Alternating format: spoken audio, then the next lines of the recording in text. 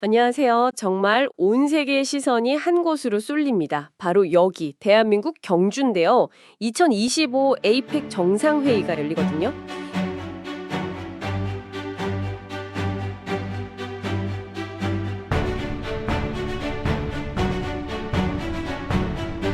이게 뭐 그냥 각국 정상들 모여서 회의하고 사진 찍고 그런 행사가 아니고요. 그 이면에 정말 주요한 만남들이 줄줄이 예정돼 있습니다. 이 경주 에이펙의 진짜 속살, 그리고 절대 놓치면 안 될 관전 포인트들을 한번 깊숙이 파헤쳐 보려고 합니다. 도대체 에이펙이 뭐고 누가 오는지, 또 왜 미국, 중국 같은 나라들이 이렇게까지 주목하는지 그 이유를 좀 시원하게 풀어드릴게요. 세상이 한국으로 온다. 특히 경주로 오는 그 이유, 지금부터 함께 알아보시죠. 네, 에이펙, 그러니까 아시아 태평양 경제협력체. 이게 말씀하신 대로 단순한 회의는 아니죠. 1989년, 그러니까 냉전이 끝나는 그 시점에 출범했어요. 재밌는 건 미국이랑 중국처럼 지금 막 경쟁하는 나라들도 다 회원국이라는 점이죠. 21개 회원국이 모여서 전 세계 GDP의 한 60% 이상, 그리고 인구는 거의 절반을 차지하는 어마어마한 규모의 협력체입니다. 이게 2005년 부산에서 열리고 20년 만에 다시 한국에서 열리는 거라 의미가 좀 남다른데요. 이번 경주회의, 공식 의제도 물론 중요하지만 솔직히 뭐 전 세계 언론이나 전문가들의 관심은 행사 기간 중에 따로 열리는 이 강대국들 간의 양자회담에 확 쏠려 있는 게 사실입니다. 맞아요. 그럼 일단 에이펙 행사 그 자체부터 좀 볼까요? 왜 하필 경주인가? 이거 궁금해하시는 분들 많더라고요.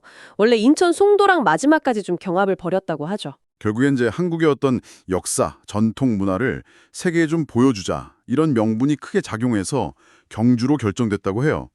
그러다 보니까 이제 준비 과정에서 21개국 정상들 숙소나 행사장 이걸 전부 보문단지 안에 배치하느라 상당히 좀 공을 들였다고 하더라고요.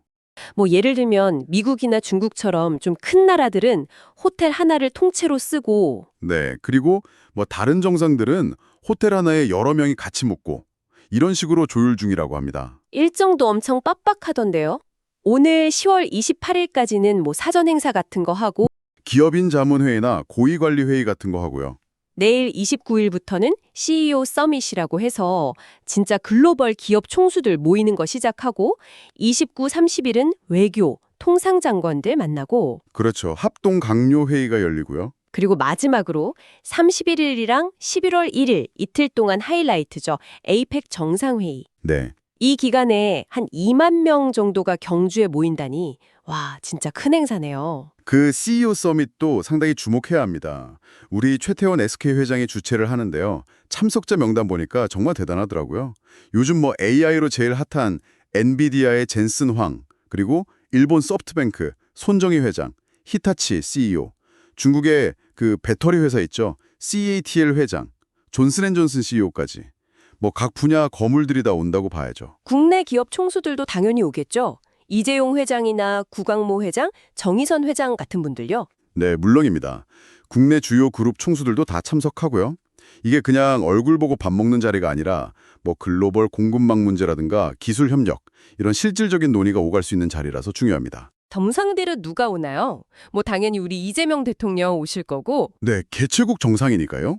그리고 도널드 트럼프 미국 대통령, 시진핑 중국 주석, 그리고 일본 최초 여성 총리라고 해서 주목받는 다카이치 사나에 총리도 오고요. 와 정말 쟁쟁하네요. 그 외에도 뭐 뉴질랜드, 호주, 멕시코, 베트남 네, 말레이시아, 싱가포르, 태국, 필리핀, 캐나다, 주요국 정상들은 거의 다 온다고 보시면 됩니다. 2005년 부산 때랑 비교하면 지금은 미중 갈등이 훨씬 심하잖아요. 그렇죠. 그때랑은 완전히 다르죠. 이런 상황에서 이 사람들이 한자리에 모인다는 거, 그거 자체만으로도 엄청난 뉴스 같아요. 맞습니다. 그 자체가 빅뉴스죠. 에이펙 공식 의제들도 보면 현재 그 글로벌 현안들을 잘 보여주고 있어요. 예를 들면 저출산 고령화 같은 인구 구조 변화 문제, 그리고 AI 기술 발전과 규제, 또 핵심 광물 공급망, 특히 그 히토류 문제요. 그리고 기후변화나 지속가능한 성장 같은 것들이 논의될 예정입니다. 이 논의 결과는 아마 공동 선언문 형태로 나올 거고요. 그리고 가수 지드래곤 씨가 홍보대사로 활동하는 것도 좀 흥미로운 점이죠. 네, 맞아요. 자, 그런데 진짜 판은 따로 있다는 말씀들을 많이 하세요. 바로 에이펙 기간 중에 열리는 양자회담들. 그중에서도 특히 트럼프 미국 대통령하고 시진핑 중국 주석의 만남. 네, 이게 진짜 전 세계가 숨죽이고 지켜보는 거죠. 트럼프 2기 행정부 들어서고는 처음 만나는 거잖아요. 그리고 2019년 G20 이후로는 6년 만이고요. 맞습니다. 6년 만의 만남이죠. 현재 미중 관계는 그야말로 일촉즉발입니다. 살얼음판이에요. 트럼프 행정부는 이미 관세 폭탄 예고했죠. 만약에 이번 회담에서 극적인 합의가 안 나오면 당장 11월 1일부터 모든 중국산 제품에 최대 157% 어마어마한 관세를 물리겠다고 지금 으름장을 놓고 있습니다. 물론 중국이 미국 전체 수입에서 차지하는 비중이 예전보다는 줄었어요. 올해 기준으로 한 11.9% 정도 된다고 하는데 그래도 이 정도 관세는 중국 경제에 타격이 클 수밖에 없죠. 중국도 근데 가만히 있지는 않겠죠. 맞대응할 것 같은데요. 당연하죠. 그럼 우리 히토류 안 팔아. 이런 식입니다. 아시다시피 히토류가 반도체나 전기차 배터리 같은 데 꼭 필요한 거잖아요. 첨단 산업의 비타민이라고 하죠. 네. 근데 미국이 수입하는 히토류의 한 70%가 중국산이에요. 이게 딱 막히면 미국 핵심 제조업이 휘청거릴 수 있습니다. 그래서 미국이 요즘 호주랑 막 히토류 동맹 맺고 그러는 거군요. 바로 그겁니다. 또 중국은 예전에 트럼프 1기 때처럼 미국산 대두, 그러니까 콩 수입을 중단하는 카드도 다시 만지작거리고 있어요. 이게 현실화되면 미국 그 중서부 농장지대, 판벨트라고 하죠. 거기에 직접 타격을 주고 국제 곡물 가격에도 영향을 줄 수 있습니다. 와, 정말 치열하네요. 근데 여기서 좀 흥미로운 분석이 나와요. 트럼프 1기 때랑은 좀 다르게 지금 중국이 미국의 관세 압박에 예전만큼 그렇게 막 움츠러들지 않는다는 거예요. 왜죠? 뭔가 믿는 구석이라도 생긴 건가요? 몇 가지 이유가 있겠죠. 첫째는 지난 몇 년 동안 중국이 미국 수출 의존도를 꾸준히 낮춰왔어요. 2018년엔 한 19% 넘었는데 올해는 11.9%까지 줄였거든요. 대신 이제 다른 나라로 수출을 늘리면서 경제 체제를 좀 바꾼 거죠. 둘째는 오히려 미국이 관세를 높게 매기면 미국 물가가 오를 수 있잖아요. 이걸 역으로 압박 카드로 쓰려는 계산도 좀 있어 보입니다. 아, 너네 물가 오르는 거 괜찮겠어? 이런 건가요? 그렇죠. 약간 고개 숙였더니 더 때리더라 이런 학습 효과 같은 걸 얻어서 이번엔 좀 버텨보자 이런 전략일 수도 있고요. 시진핑 주석 외교 스타일도 좀 달라진 것 같기도 하고요. 트럼프 대통령이 막 동맹국들한테까지 관세 때리니까 그 틈을 파고드는 느낌? 맞습니다. 그런 움직임이 보이죠. 마치 자기가 자유무역 수호자라도 되는 것처럼 포장하면서 다른 나라들한테 미국 너무 일방적이지 않냐? 우리랑 같이 가자. 이런 식으로 접근하는 거죠. 러시아 푸틴하고도 만나고 상하이 협력 기구 이런 걸로 뭉치고. 네. 다른 정상들 모아놓고 미국의 일방주의 비판하면서 은근히 중국 중심 질서를 강조하기도 하고요. 일각에서는 이번에 트럼프 대통령이 에이펙 본회의는 혹시 안 들어오고 양자회담만 하고 갈 수도 있다. 이런 말도 나오거든요. 그럼 완전 시진핑 무대가 될 수도 있겠네요. 그렇죠. 만약 그렇게 되면 시 주석의 에이펙 무대의 주인공처럼 비칠 수도 있겠죠. 그럼 이번 미중 회담에서는 구체적으로 어떤 걸 요구할까요? 일단 미국 쪽에서는 중국한테 그 마약성 진통제죠. 펜타닐 원료. 그거 미국으로 들어오는 것 좀 막아라. 그리고 중단했던 히토류 수출 다시 해라. 미국 농산물 더 사가라. 그리고 대만 압박 좀 그만해라. 이런 걸 강하게 요구할 걸로 보이고요. 반대로 중국은 당연히 미국한테 고율 관세 없애라. 그리고 반도체 같은 첨단 기술 제재 좀 풀어달라. 이걸 요구하겠죠. 이 두 거인의 협상 결과에 따라서 정말 세계 경제가 출렁일 수 있습니다. 아주 중요한 회담이에요. 자, 이제 그럼 우리한테 더 직접적인 이야기, 한미 정상회담으로 넘어가 보죠. 야, 이것도 진짜 살떨리는 회담이 될 것 같다는 얘기가 많아요. 네, 그렇죠. 트럼프 대통령이 10월 29일에 와서 1박 2일 있는다고 하죠. 처음에는 일본은 2박 3일인데 한국은 당일치기 아니냐 이런 얘기 나와서 한국 홀대론 이런 말까지 나왔었잖아요. 네, 맞아요. 좀 논란이 있었죠. 일본은 차기 총리가 정해지기도 전에 2박 3일 일정을 먼저 발표해버려서 만약 한국이 당일치기였으면 좀 모양새가 안 좋았을 거예요. 다행히 1박 2일로 조율이 된 것 같고 심지어 국빈 방문 형식일 수도 있다는 말까지 나오더라고요. 네, 멜라니아 여사가 같이 오지 않고 또 경주라는 장소 때문에 여러 제약이 있을 텐데도 불구하고 국빈급 대우를 한다면 그만큼 이번 회담에 걸린 양국의 이해관계가 크다 이렇게 해석할 수 있겠죠. 핵심은 역시 경제, 관세 협상이겠네요. 안보는 그래도 좀 어느 정도 이야기가 된 것 같던데요. 네, 안보 쪽은 좀 정리가 된 분위기입니다. 예를 들어서 한미 원자력 협정 개정 문제, 특히 그 사용 후 해결료 재처리 관련해서 일본이랑 비슷한 수준의 자율성을 우리가 확보하는 쪽으로 이야기가 잘 되고 있는 것 같고요. 아, 그거 잘 되면 우리 원전 폐기물 기다려야 하는데 좀 숨통이 트이겠네요. 그렇죠? 긍정적인 신호죠. 또 이재명 대통령 임기 안에 전작권, 전시작전 통제권을 전환하는 걸 목표로 추진하고 거기에 맞춰서 국방비 늘리는 거. 이런 건 뭐 이재명 정부의 자주국방 기조랑도 맞아서 큰 이견 없이 진행될 가능성이 높아 보입니다. 근데 문제는 미국이 이런 안보 관련 양보를 그냥 해주진 않을 거라는 거죠. 바로 그겁니다. 기브 앤 테이크죠. 그 대가로 요구하는 게 그 500조 원 규모의 대미 투자 약속이라는 거죠? 네. 지금 25%인 한국산 자동차 같은 거 관세를 15% 정도로 낮춰줄 테니 대신 500조 원이라는 어마어마한 투자 보따리를 내놔라 이겁니다. 500주. 와, 여기서부터 이제 진짜 힘겨루기가 시작되겠네요. 그렇죠. 쟁점은 크게 한 세 가지 정도로 볼 수 있을 것 같아요. 첫째, 그 500조 원 중에서 진짜 현금으로 투자해야 되는 비중을 얼마로 할 거냐. 미국은 당연히 높이려고 할 거고 우리는 지금 한 5% 정도를 제시하면서 협상 중이라는 이야기가 있습니다. 5%면 한 25조 정도인가요? 그것도 엄청 큰 돈이네요. 그죠? 둘째는 그 현금을 언제까지 낼 거냐. 미국은 당연히 트럼프 임기, 한 3년 안에 뭔가 보여주길 바라겠지만 우리로서는 최대한 나눠서 내는 기간을 길게 잡고 싶겠죠. 그렇죠. 셋째는 그렇게 투자해서 수익이 나면 그걸 어떻게 나눌 거냐. 이건 아마 과거 일본 사례를 좀 첨가할 가능성이 높은데요. 그때 일본은 투자 초기에 손실 나면 미국이랑 5대5로 부담하다가 수익 나기 시작하면 미국이 9를 가져가는 뭐 그런 구조였다고 알려져 있어요. 와, 9대 1이요. 그럼 우리는 최대한 유리하게 만들어야겠네요. 당연하죠. 미국도 뭐 500조 전부 현금으로 내라는 게 비현실적인 건 알 거예요. 하지만 협상력을 높이려고 최대한 세게 부르는 거죠. 안보는 좀 양보해 줄 테니 경제적으로 최대한 뽑아내겠다. 딱 트럼프식 협상 방식입니다. 정말 치열할 거예요. 다음은 한중 정상회담. 이것도 의미가 크다고 하던데요. 시진핑 주석이 무려 11년 만에 한국에 오는 거라고요? 네, 11년 만입니다. 2014년 박근혜 정부 초기에 오고 그게 마지막이었죠. 그 뒤에 사드 문제 터지면서 관계가 완전히 얼어붙어서 그동안 못 왔던 겁니다. 11년 만이면 정말 상징성이 크네요. 최근에 우리 정부가 중국인 관광객들 뭐 비자 면제해주고 운전면허도 좀 쉽게 해주고 이런 것도 혹시 이번 방안이랑 관련이 있는 건가요?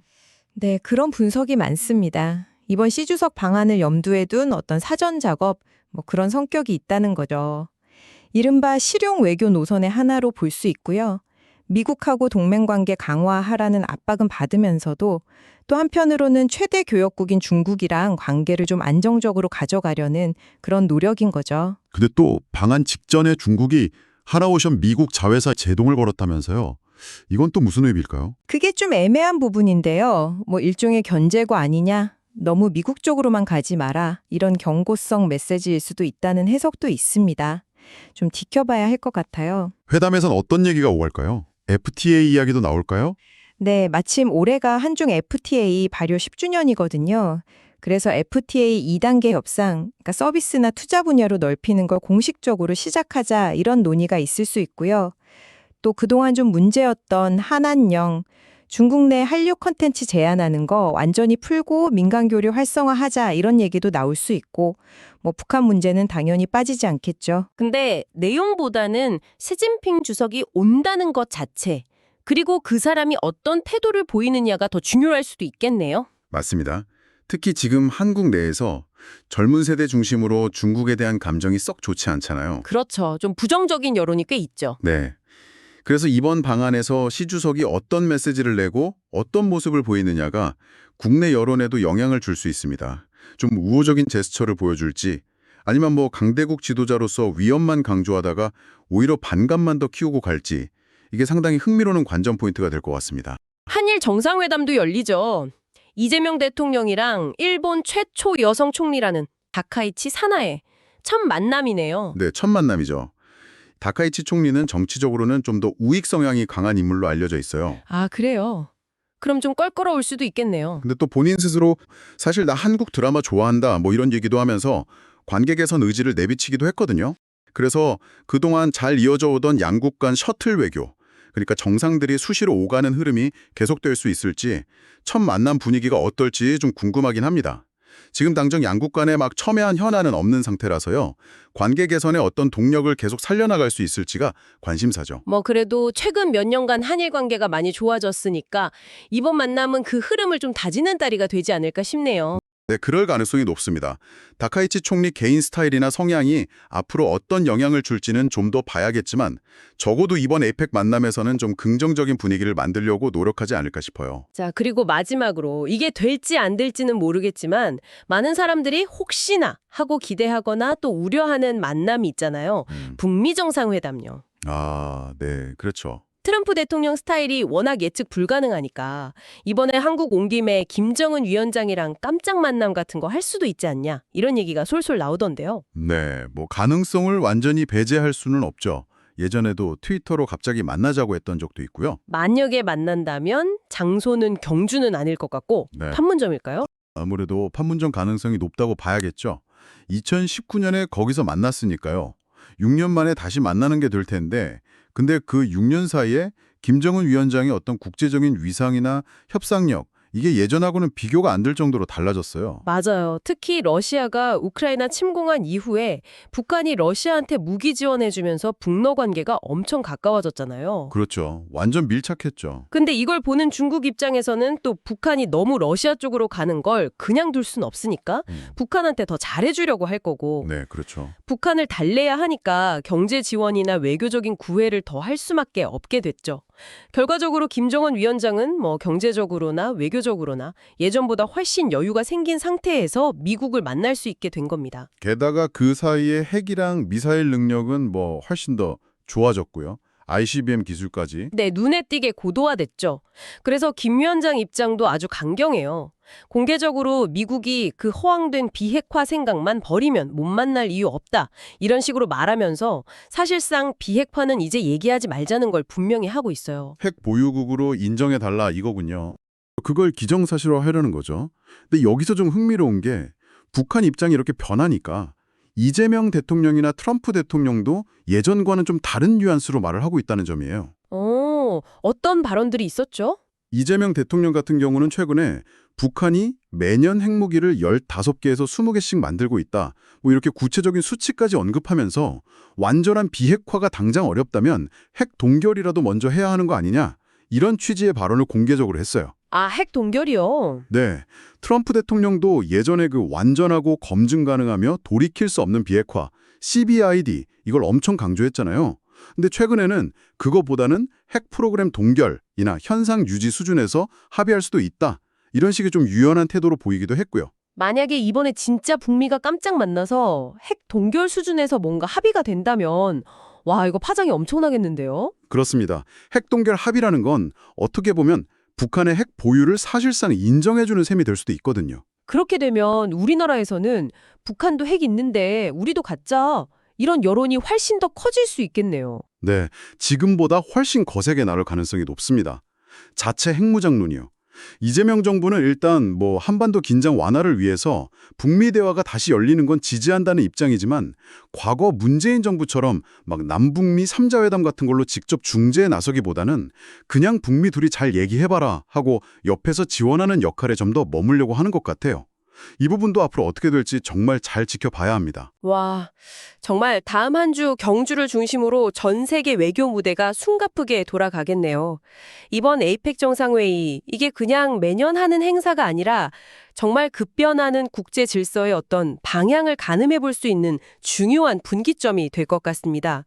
특히 트럼프 시진핑 그리고 트럼프 이재명 이 두 양자회담 결과는 세계 경제는 물론이고 우리 한반도 안보 상황에도 직접적인 영향을 줄 수밖에 없겠죠. 네, 바로 그 점 때문에 전 세계 정상들, 글로벌 기업 CEO들, 그리고 수많은 언론의 눈과 귀가 지금 대한민국 경주로 향하고 있는 겁니다.